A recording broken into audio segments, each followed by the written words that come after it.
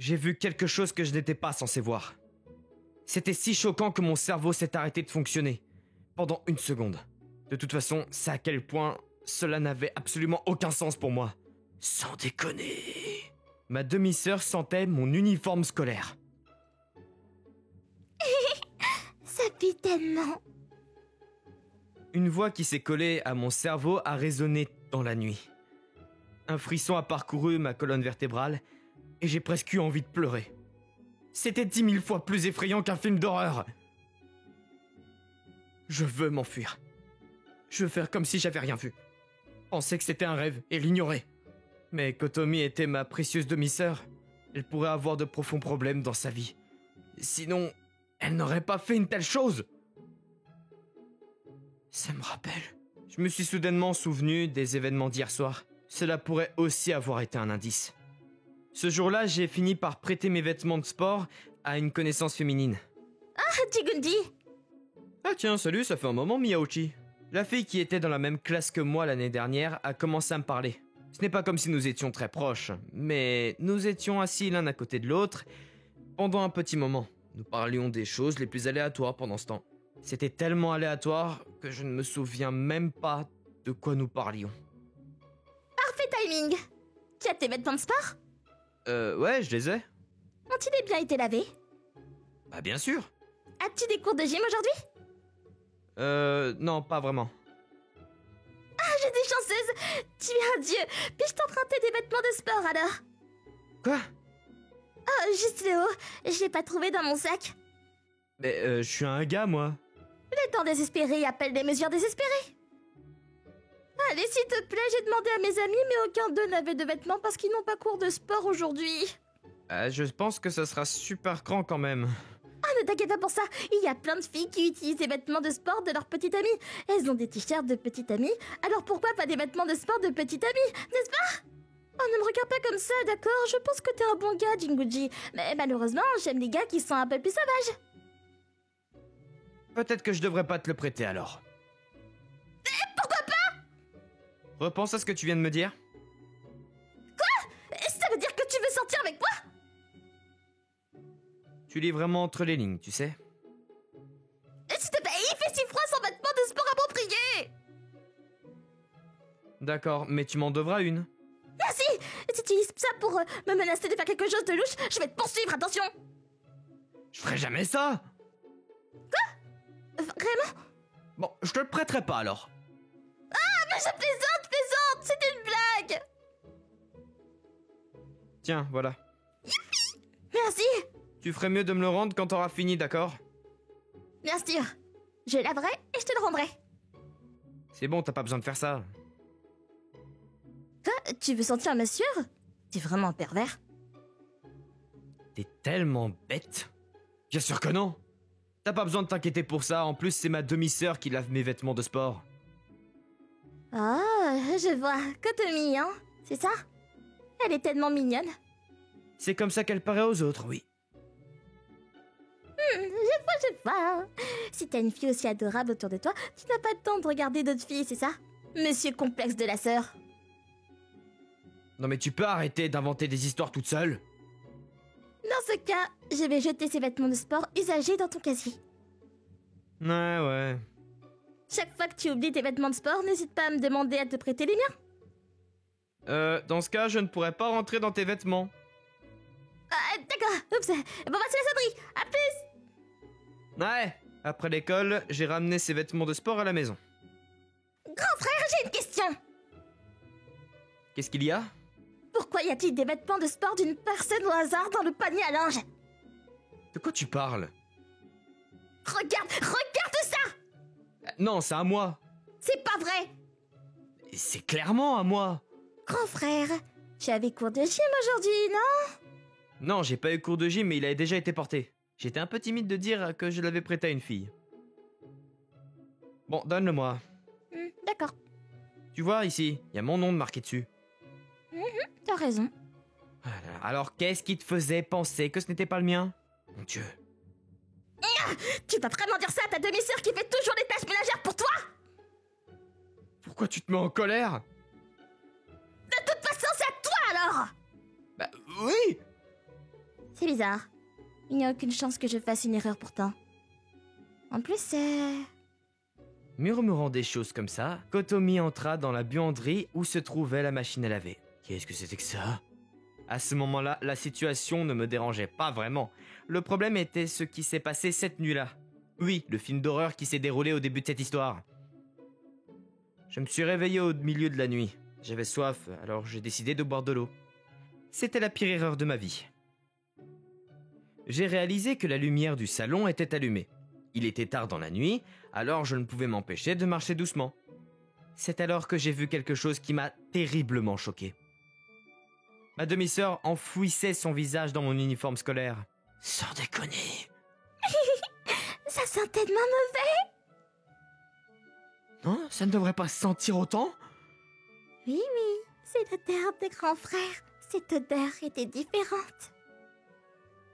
Quoi? Je pue? C'est un peu choquant à entendre aussi. Je voulais faire semblant de ne pas entendre ce qu'elle disait. Pour plusieurs raisons. Je voulais faire semblant de ne pas voir ça pour plusieurs raisons. Mais alors, quelle était cette odeur sur ses vêtements de sport? Tu l'as senti, ma chère sœur? Tu as senti les vêtements de sport que mon camarade de classe a utilisés pour le cours de sport? Aussi, je suis désolé, Miyaochi. Je t'avais dit que je n'allais pas le sentir, mais c'est quelqu'un d'autre qui les a sentis à la place. Quand même, j'ai l'impression que ce n'est pas la première fois que Kotomi fait ça. Je devrais aller dormir bientôt. J'ai paniqué et me suis caché dans l'ombre parce que Kotomi est sorti dans le couloir après ça. Heureusement, nous ne nous sommes pas croisés. Cependant, j'ai pas pu fermer l'œil de la nuit. Le matin est vite arrivé. Kotomi a été surprise quand elle a vu mon visage. Grand frère! Qu'est-ce qui s'est passé? T'as l'air épuisé? T'es en manque de sommeil? En gros, oui. Où sont maman et papa? Ils sont déjà partis travailler? Ça te va si on prend du pain pour le petit déjeuner, non? Oui, Ah, et j'ai pas fait de riz. Si tu voulais du riz, t'aurais dû me le demander hier soir. Oui, mais... Pas de mais. Ah, bon sang, est-ce que ce serait prêt à temps si je te fais cuire maintenant? Pas ça. Le petit déjeuner, je pensais que je devrais le préparer. Pourquoi? Tu sais, c'est toujours toi qui fais les corvées, alors je me suis dit que ça pourrait être dur pour toi. J'y suis déjà habituée. Et quand bien même... En plus, ça n'aura pas bon si tu le fais. Et la cuisine finira par être sale. Tu ne fais que doubler mon travail. Ah, sérieusement, qu'est-ce qui ne va pas chez toi? Est-ce que t'as mangé quelque chose de mauvais ou quoi que ce soit? J'avais envie de dire... C'est ce que je devrais te dire. Mais j'ai pas pu. Non, je pensais juste que ça pourrait être vraiment difficile pour toi. Ça pourrait te stresser aussi. Je te remercie pour la pensée, mais tu ne le dis que maintenant. Finalement, Kotomi a préparé le petit déjeuner comme toujours. J'étais impuissant. Pourtant, après avoir vu ma demi-sœur agir ainsi, je pouvais pas rester les bras croisés et ne rien faire. Elle doit avoir un problème profond à l'esprit. J'allais pas fouiner, mais je voulais au moins l'aider d'une manière ou d'une autre. C'est pourquoi j'ai prévu d'aider avec des tâches ménagères pour lui faciliter un peu les choses. Par exemple, faire les courses. Je suis allé faire des courses. Quoi? Bah, t'as dit que nous n'avions pas assez de nourriture ce matin. Ouais, t'es stupide, hein? Que vas-tu faire avec tous ces ingrédients sans planifier de plat? De plus, ce supermarché fait des soldes après 18h, donc tu ferais une meilleure affaire en achetant à ce moment-là. Quoi? Vraiment? Écoute, je vais pas déduire cela de notre budget familial, d'accord? Considère cela comme une leçon d'apprentissage. Mais... Par exemple, le ménage... Mais grand frère, qu'est-ce que tu fais? Bah, tu vois pas, je fais le ménage. J'ai déjà passé l'aspirateur plus tôt. Oui, j'ai vu ça. Alors qu'est-ce que tu fais? Je nettoie les endroits plus difficiles d'accès pour toi. Ah, écoute, tu dois nettoyer de haut en bas. Tu fais tomber la poussière sur le sol après que j'ai passé l'aspirateur. C'est 2 fois plus de travail maintenant. D'accord. Mon Dieu, ne rends pas ma vie plus difficile. Tu peux te reposer, Kotomi, je m'en occupe. Je ne sais pas ce que tu vas faire pendant que je ne regarde pas, c'est effrayant. Par exemple, cuisiner. Tu voulais être responsable du dîner, alors je te laissais faire. Mais c'est quoi ça? Bah tu vois pas, c'est du curry. C'est de l'eau. As-tu mis la pâte au curry?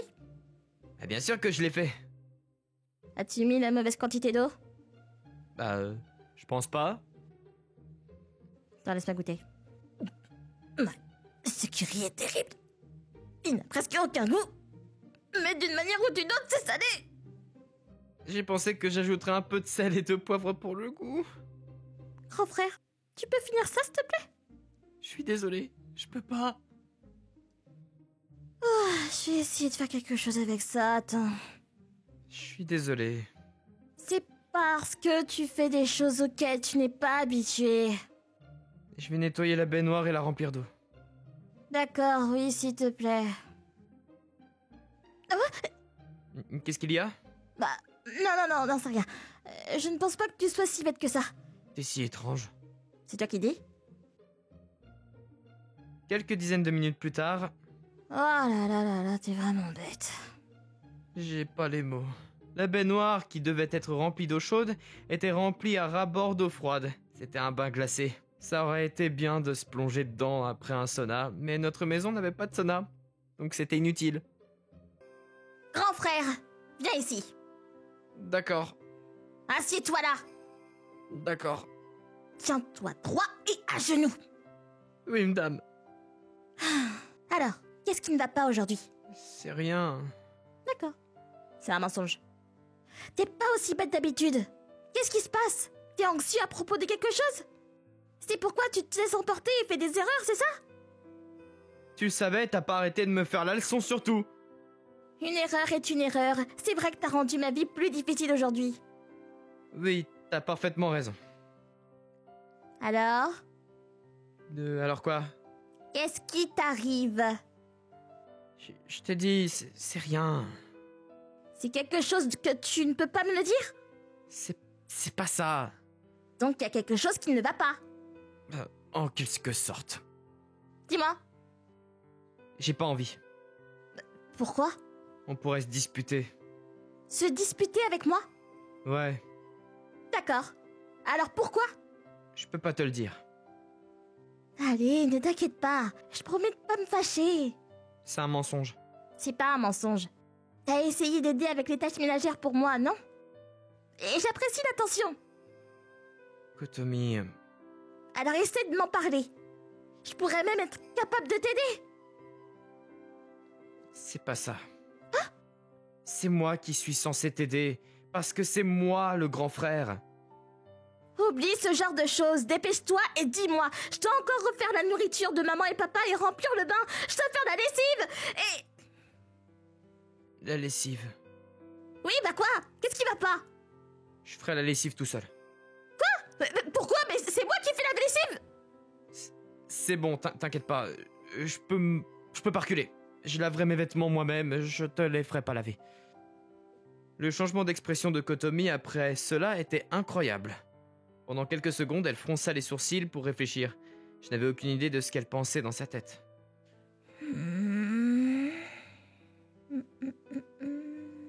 Je n'avais aucune idée, mais je pouvais deviner à peu près à quelle conclusion son cerveau était parvenu à la fin. Le visage de Kotomi devint soudainement rouge vif. Ses yeux commencèrent à se remplir de larmes et sa bouche bougea frénétiquement. Grand frère, ne me dis pas que tu as vu faire ça. Il semblait qu'elle avait relié tous les points. D'après cette expression, je pouvais à peu près deviner tout.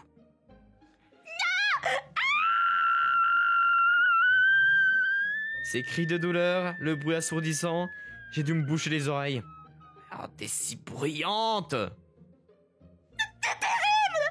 C'est ce que tu as vu. T'as regardé, pas vrai? De quoi tu parles? Fais pas les dessins. Je suis pas sûr de quoi tu parles. Ne fais pas l'idiot non plus. Ne détourne pas le regard, t'as vu, c'est ça? Je n'ai pas vu. C'est un mensonge. C'est la vérité. Alors pourquoi t'es pas comme ça? Je parle de cette manière depuis que je suis né. Qu'est-ce que je dois faire? Comment effacer la mémoire de quelqu'un? Devrais-je frapper? Est-ce que j'ai besoin de frapper? Oh mon dieu, c'était bon, il y a ça! Eh, attends, arrête ça! Je peux plus vivre, je vais mourir. Ne tire pas de conclusions hâtives! Je vais chercher d'abord et te dire après. Ne peut-il pas y en avoir qu'un de nous? J'ai pas besoin de tes opinions, calme maintenant. Vous voyez? Regardez ça. Je savais que nous finirions par nous disputer. Une dispute plus grande que je ne l'avais imaginé. Quelques minutes plus tard, nos positions étaient inversées. Kotomi était maintenant sur la défense. Non, écoute, c'est pas ce que tu pensais. Sa manière de parler était même différente de d'habitude. Non, vraiment, ce n'est vraiment pas ça. En gros,